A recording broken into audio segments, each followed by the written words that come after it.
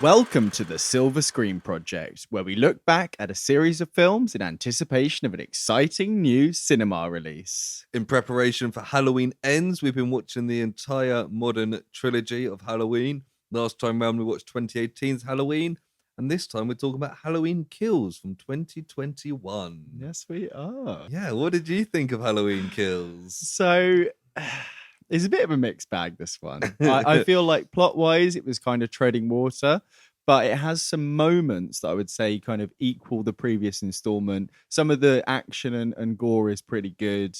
Characters, questionable, I would say. How about yourself? Yeah, I definitely think it was weaker than the 2018 one, which I enjoyed, as I said last time. But I still enjoyed it. There was dumb moments, which we'll get to in a bit. But generally I was like, yeah, I'm on board with this. It was interesting that it was basically just the rest of the night. Yeah, that's one of the things I really enjoyed, that it starts straight after that fire and they're driving away from it, and you're like, well, there's a little flashback sequence at the very start, I think. Yeah. And some of the flashback stuff, it was quite good. It was quite good for what it was. They kind of used the same little bit quite often, didn't they? They could have explored that a little bit more. But I enjoyed it. Should we dig into it? Yeah, so I liked that it set straight off. It must be the longest night ever, because it's just I was thinking they must be absolutely knackered by the end of it. Yeah. But it felt really natural flowing out of it, and just like more shit's going down, and I quite enjoyed that. I did note down that I noted down last time, I forgot to say, that Halloween does have a great theme tune. It does. When that kicks in, you're like, oh yeah! It's a classic theme, and it's something that we get quite a lot of in these first two, and maybe not so much in the last one. No. But yeah, that opening bit with Michael Myers in the fire, and the fireman coming in. Oh, fantastic. And he's behind like the shutter door. Yeah. Is great. And he has that tool. Is that like a firefighting tool or something? Yeah, I think the fireman might have dropped it when he fell in. It's like some sort of like mixture between like a hammer and like a crowbar kind of thing. Yeah, that bit there, he just slaughters like 10 firemen. See, I like the bit in the fire when he got out and was face to face with like 10 firemen. I was like, this is a bit dumb, because they're doing the classic one by one go up and he just takes them all out. And I was feels like Assassin's Creed or something, where you're like, yeah. And I always enjoy the Michael Myers murders where he's snuck up on somebody or he's hiding something. This is just him standing in the street being like, we don't get much of that in the series, and I guess for good reason, because it can look a little bit silly. But I liked that it kind of, as soon as he's there, it goes straight in, and we do get a little bit of a break, and then we get the murder with the two neighbors with the drone, which I thought was quite a spooky. That was probably the most like horror bit of the whole film. I would say. Was that the guys who were living in his house? No, not those guys. That was quite good. There's the old couple. Is that the next film? No. There's the old couple. Yeah, full disclosure, we have seen the next film now, so we'll try not to. No, it's the old couple, and they're playing with the drone, and then the guy goes out of the room. And she's just like there with like a cut neck, and she's watching him just get like put all the knives into the guy's does he back. Position her so that she's watching? I feel like she's, so. Yeah, because we later find out that she gets like paralyzed from that. Do, so I think he positioned, and then he just slowly stabbed. But then again, I don't think he was expecting her to survive, because the fact that Laurie and a couple of the others survived the first encounter is like a big deal. So he doesn't normally leave survivors. That's true. Yeah. I liked getting into the plot a bit. I like the idea that like a lot of these townspeople were like, we're gonna fucking hunt him down and get him, like that kind of let's the initial we're gonna put a manhunt together. I was like, I'm kind of on board. That seems to make sense. It's the logical kind of in a modern day. And there was that one there's that scene where they're in the car and there's the kids playing in the park. I like how the kids are just not worried at all for ages. That's quite funny. But like him like on top of the car and getting there was quite cool. Stabbing that one guy in the eye. Yes, that's quite a gory bit. Quite brutal. Which... And we get the really funny bit, because the doctor and nurse, we saw them in the first film leaving to go to the party. Because they're in the one shot where he's moving between the houses, they're leaving to get in their car. Cool. And that's why they're like, that was our neighbour, the babysitter and all that. And I thought it was really funny but really stupid when the nurse is like, I know how to use guns, and she's like, well, she's a doctor but she's dressed as a nurse, which is like the funny little. Yeah. And she's walking towards the car, and Michael's in there, and she shoots like 4 times, misses. He hits the door open, and she shoots herself in the head. Yeah, it's so it was one of those. It's silly. Like, it's a little silly, but I quite enjoyed it. But I think those moments are quite sparse throughout. There's a lot of this film where it is this kind of mob mentality, manhunt. There's tension there, but it's not the tension I was kind of looking for in this film, I don't think. Yeah, so like this film in general is really pro vigilante.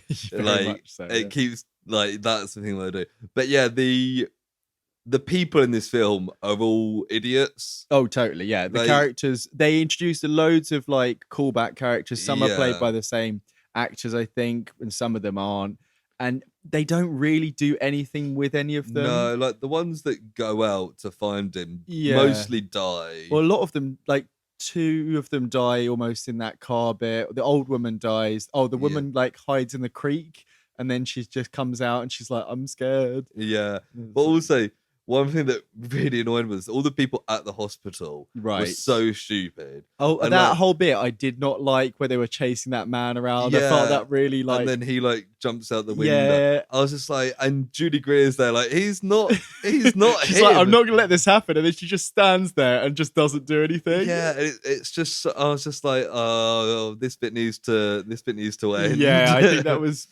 that should have been Halloween Ends. The one thing that I really noticed, the design change, so quite often between these films, like, superhero films, they update the suit. With this one, they do the slight burnt bit on Michael's face. Yes. I thought that was a really nice, like, visual differentiation. It looked really cool, and it made really him look even more like horrendous and villainous. The funny thing about that though is we see the flashback to the original night, and the mask is so clearly different. It doesn't matter what that mask has been up to for 40 years. It's a little bit silly, but it's fan service of the original design, I suppose, is what they're going for there. We get some really kind of silly stuff towards the end of this, and when I say towards the end, I think they tacked on like a 5-minute sequence in this. So when the mob fully like ambush Michael at the very end, have him surrounded, and they've got him surrounded, you're like, well, how's Michael going to get out of this? Even though we have seen him just mutilate like 15 firefighters and first responders. And then we get a load of exposition that explains that he is magic. Right, so... Do you know what I mean? From Laurie?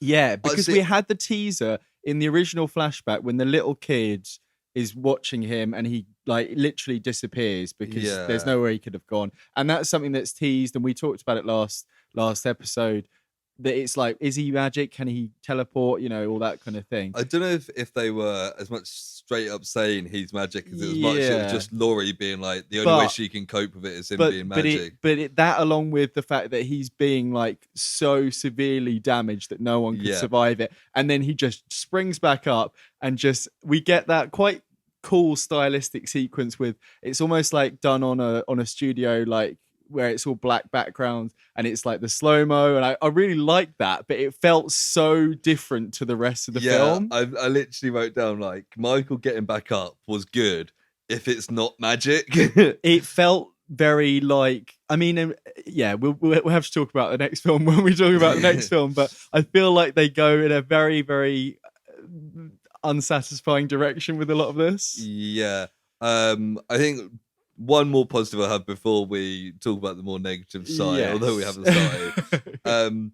I think the bit right at the end with Judy Greer going up to his sister's bedroom and looking out was cool, and then him appearing and killing her, and actually killing her. It wasn't like she got a lucky and it's escape. Like it's properly hammered in. I was like, that was a genuine surprise to me, and it was very good. And I was like, fuck yeah, these are real consequences for our main characters, which is always good and to that's see. What you want, rather than just being like these semi callback characters that I don't really remember. I'll be moving into the negatives, as you said. Like I mentioned before, they don't do anything with a lot of these characters. Like the dad character, who's the kid from the flashback. Yeah, it's called like, he's not called Laurie, but it's like Laurie or Loz or I don't know. Yeah, and we hear the dad of Allison talks about doing peyote with him in the previous film. So that it's like there's a bit of a connection there. She's the dad of Allison's boyfriend, but he kind of leads the bit where they go into Michael's house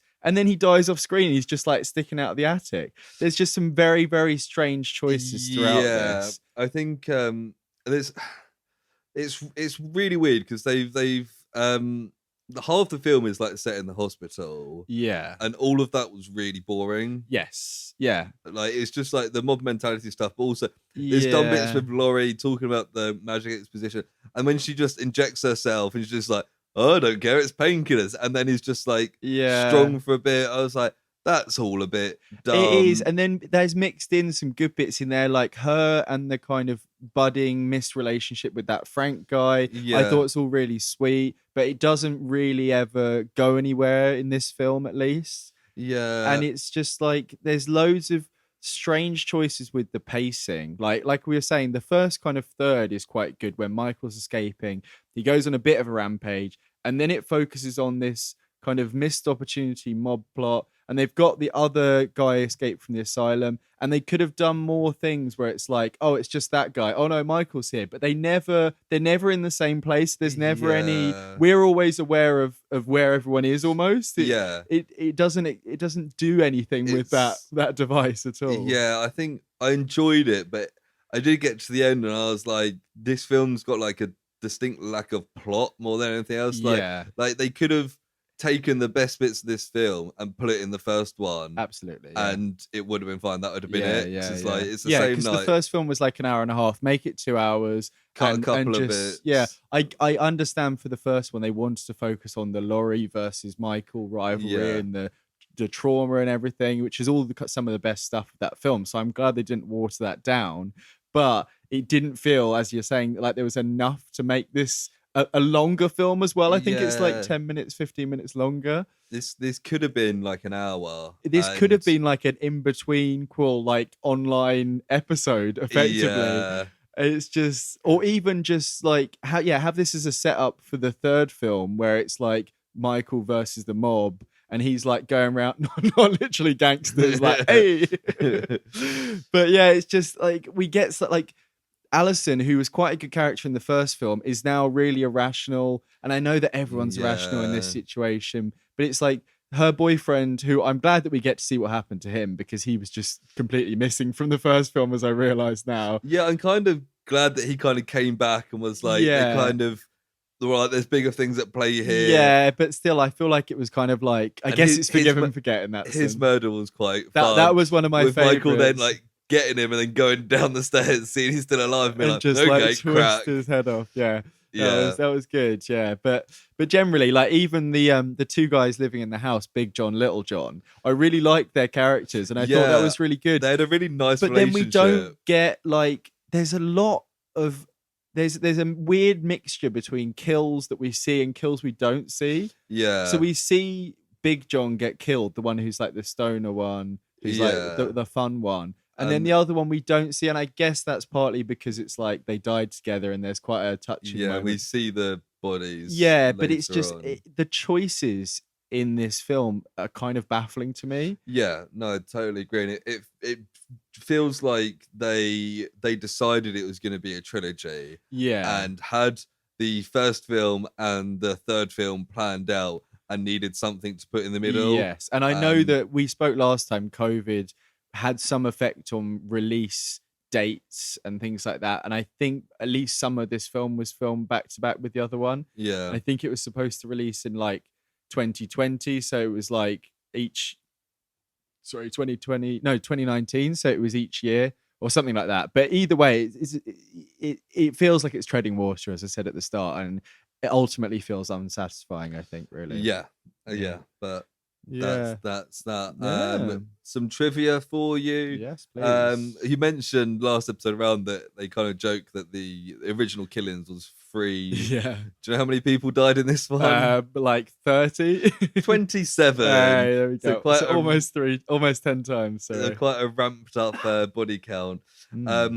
there's also the bit we referred to, the mob fight at the end, is that Tommy is that main guy with the baseball bat. Yes. Foreshadowed that by saying, if I'm going down swinging. And Michael killed him with his own baseball bat, which was that's good. Yeah, a fun little thing. There's another bit where that scene was cool because we saw the slow-mo, but we didn't really see the impacts of lots of things. Like the baseball bat is broken, and then we see Michael like jam it, like stake it down. But we don't see the result of it. It's very. It would have been quite cool as well for that scene to have like an almost overhead shot of just all of them piling in on Michael. So like that kind of thing, to see like the crowd of them and seeing how much, and then him coming up. It felt like a YouTube like compilation of kills, the way that it did. And I know that's partly like a throwback retro aesthetic. It felt quite 80s, but yeah, it just didn't really hit home for me at all.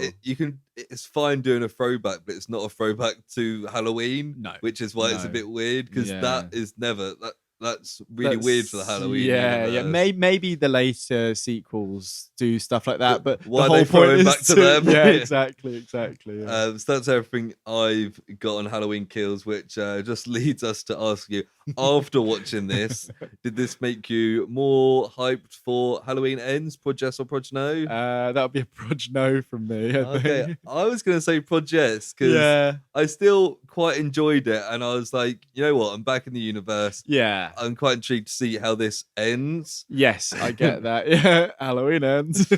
I get that. I think it was missing like a little key factor for me. I don't really know what that was. I think I enjoyed it more on first watch than going back and discussing it like we are now. Yeah, I think that's what put the nail in the coffin for me there, but yeah, that is our second episode of our Halloween Silver Screen project.